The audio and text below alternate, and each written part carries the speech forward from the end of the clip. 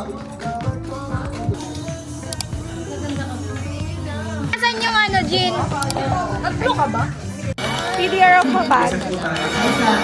And good. So, i-flip natin siya.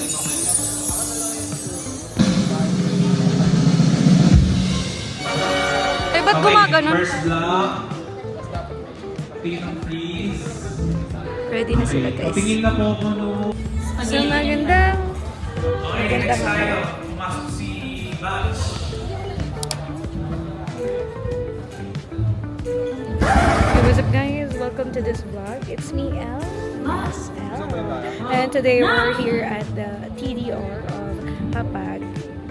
So, abangan niyo yan mamaya kasi ito ay pang pamilya. Pangkalahatan. Pangkalahatan! Okay na, guys. Maganda na sila. 1 hour and 30 minutes before, na 2 hours na sa hotel ay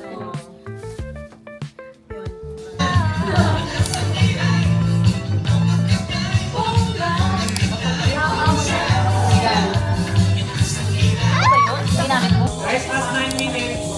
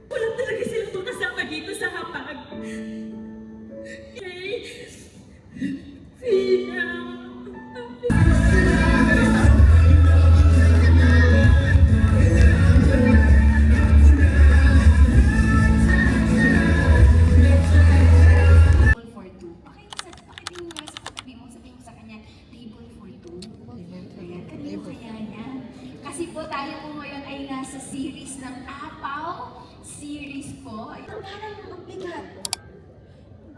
Kasi, no, many of us are exhausted because we're serving God without sitting with God. Napagod ka lang, pero hindi ka umupo kasi sa presensya ng Panginoon. Ministry cannot replace intimacy. Alam niyo po yung yoke? It's also an invitation. The yoke is for two. Para sa dalawa, yung yoke. At gusto pa rin, nag-i-invite pa rin si Lord. Alika, samahan kita. Ang tanong, gusto mo bang kasama ang Diyos sa problema mo na yan?